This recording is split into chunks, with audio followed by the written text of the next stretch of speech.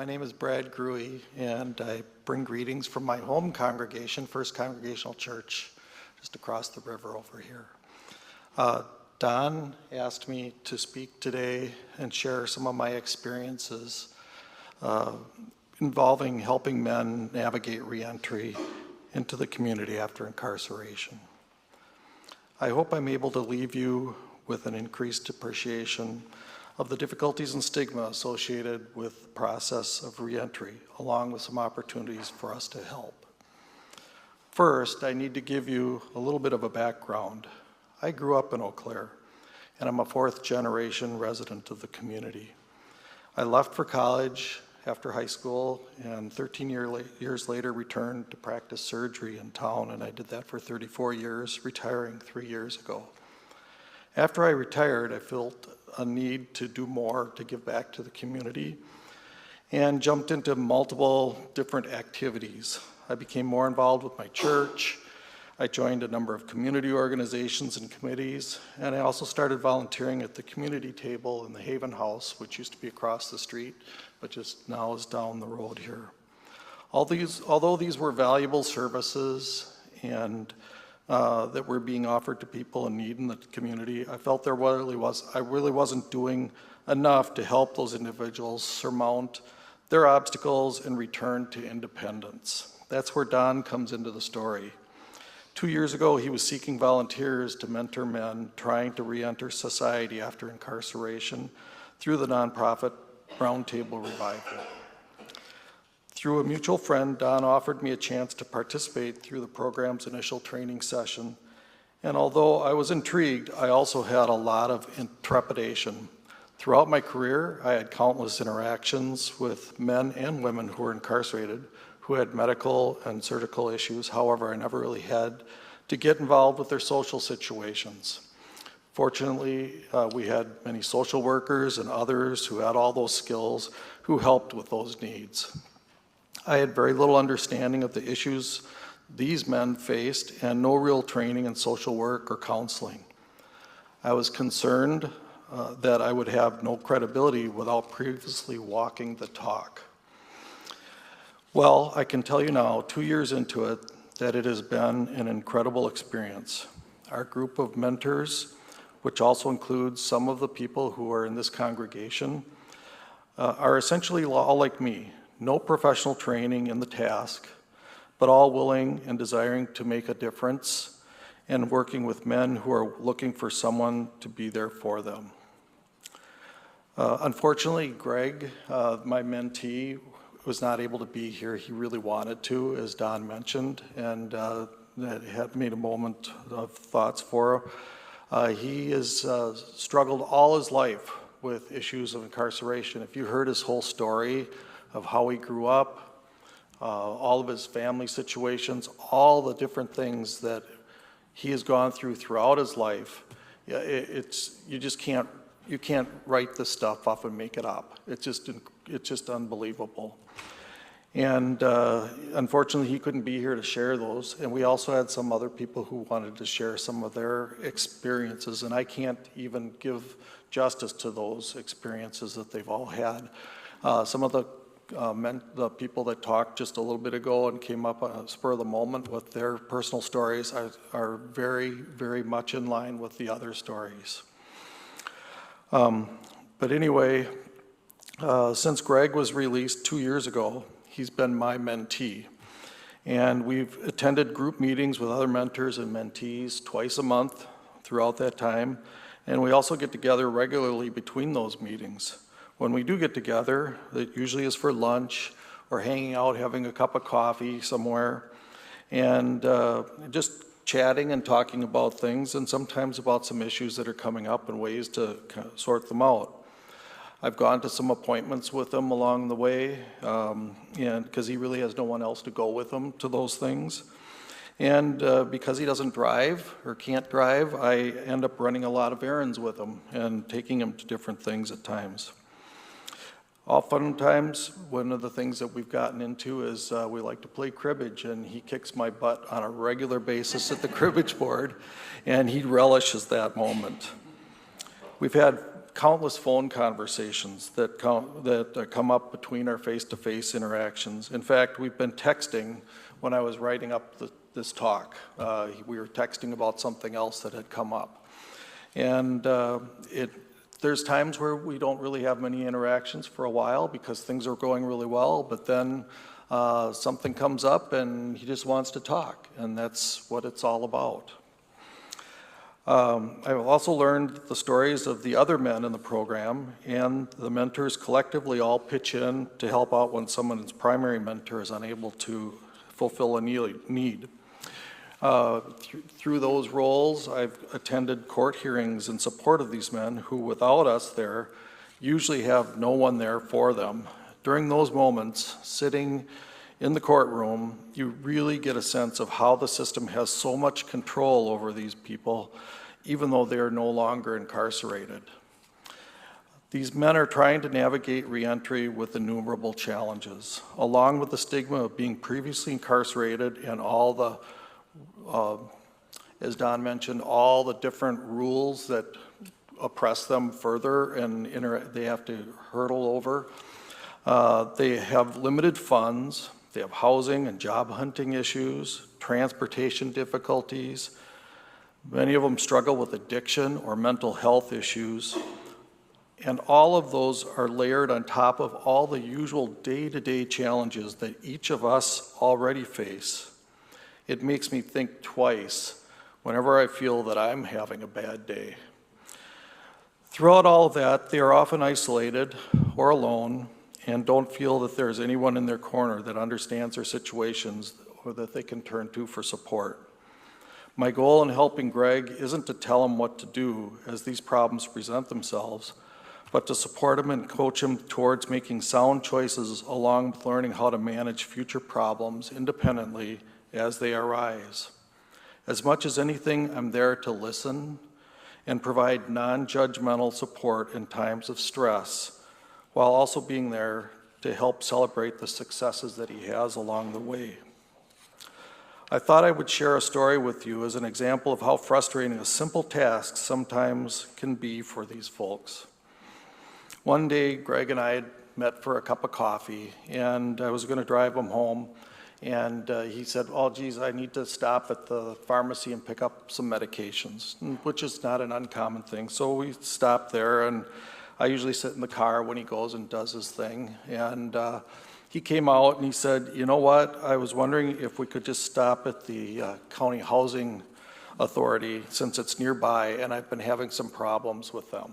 And I said, oh, well, what's going on? He said, well, I've got my rent is due in another couple of days, and I have a rental voucher with them, and there's been some confusion about whether it's going to happen again this month, and I've emailed them a couple of times over the last couple of weeks. I've called a couple of times, or actually I asked him if he'd called them, and he said that he had. However, there's a recording when you call that says leave a message and do not call back again because we'll get back to you. We do not want repeat calls. It's basically that, kind of abrupt, apparently. And he said he has not heard anything back from them, and he's worried that his rent's going to be due and he's not going to have this voucher. And he said, well, can we just stop there? And I said, no problem. It's just down the road a little ways. And so we went there. And it was an afternoon around 2 o'clock. And we drove to the office, and I normally, as I said, sit in the car and let him do his thing because I don't want to, I want to let him have his privacy while he's doing stuff. But this time I said, I've never been here. Do you mind if I just come in and just hang out in the lobby while you chat with these folks? He said, oh, sure. So we went in, we go upstairs, and there's a lobby area with a receptionist, and they've got a bunch of tables with brochures around and stuff like that about housing. And since that's a big deal for all our mentees, I thought I just was browsing those while he went up to the desk. There was really no one else in the room, and the receptionist told him, and he asked if he could talk to his representative. The receptionist said that his representative wasn't there. He also needed to have an appointment if he wanted to talk to his representative. He said that he had emailed a couple of times and he'd made a couple of phone calls over the last couple of weeks and still hadn't heard anything back, and he was wondering, he's worried about paying his rent, and he asked the receptionist if she'd be kind enough to set up an appointment for him. And she repeated that he had to do it by email. He reminded her that this also brings up a point that, what if somebody's been incarcerated for 10, 20 years, and now they have to figure out how to email and do these things. I struggle with all that stuff. I don't know if you do. But he reminded her that he'd already tried without success, and she again told him, no, you have to do it by email. And I was overhearing this, in the background. He politely then said, okay, and turned, and I followed him out. In the hall, he told me that behind this reception desk, there's a large area with cubicles. And he said that when he was at the desk talking to the receptionist, his representative was actually sitting at her cubicle, and he could see her, and she was watching this interaction. This person that he wanted to talk to, and that she was actually there and oversaw what was going on. I was surprised at that and asked him if he would mind if I just went back and just made a little plea for him. And he said, sure. And so we went back in, and I went up to the receptionist and I asked nicely if she would just please make the exception for him and at least try to arrange an appointment for him while we were there. And since these other techniques with the email hadn't worked. The receptionist proceeded to look at me and raise her voice, and she proceeded to tell me that I had to leave. And she said that I wasn't a client there and I had no business being there and I had to go now. So I walked out with Greg, and I was dumbfounded about the way we were treated. I was dumbfounded about if this is how people who are supposed to be working with these folks treated us and treated them. And he took it rather matter-of-factly, saying this wasn't an unusual situation for him.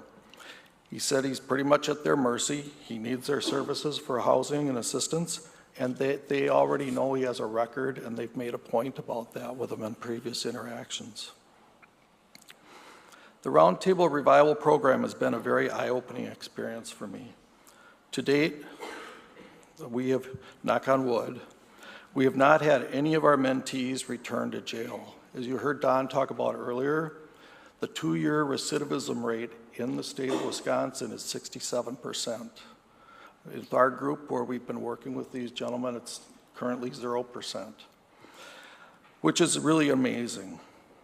I think that I've benefited from my mentoring involvement just as much as I hope I have helped my mentee. We've become friends from 2 entirely different worlds who continue to learn from each other. I now have a much more intimate view of racism, poverty, homelessness, addiction, and mental health problems after walking alongside someone who I deeply care about, who is also dealing with all of these issues. It really changes one's perspective and now affects me personally. I would like to share with you a very personal moment that says it all. Several months ago, Greg blew me away while thanking me for being there for him after a difficult time. He said if I hadn't been there for him over the past year, he would most likely be already back in prison or dead. That was a pretty heavy stuff, and certainly counts as saving lives for the both of us. So in parting, I told you that I would share how each of you can help. I think just acknowledging that the problems of reentry are daunting and offering a break and understanding to individuals that you encounter in that situation goes a long way. Restoring trust that the world is not against them is huge. Roundtable Revival is still in its infancy. However, we are growing, as Don mentioned. We've expanded the program to Dunn County in the last year and have just received a 3-year United Way grant to expand our goals into Chippewa County and also develop a women's program. I would encourage any of you to consider participating as a mentor in the future if the opportunity presents itself and the time is right for you. I took the leap and it really has changed me. In the words of Ken, who talked earlier today, this work has helped me to be my best self. If you indulge me, I would like to close with a poem that I recently came across by Kai Seidenberg entitled, "What Are You Waiting For?" What powerful seeds lie dormant deep within you, longing to break through the surface and reach their slender stems toward the light? What tender buds are swelling inside you, yearning to unfurl their radiant petals and reveal their hidden beauty? What songs and stories are swirling deep within your breast? What wild and magical dreams are stirring your soul? What are you waiting for, dear one? The world is hungry for your beauty, calling you to bring forth your deepest gifts. The seeds have been patient for so long, waiting for just a few drops of rain, a few rays of sun, a few kind words. Don't deny them that. Don't wait until it feels safe to break open. That day may never come. Thank you very much, and I really appreciate the opportunity to be here.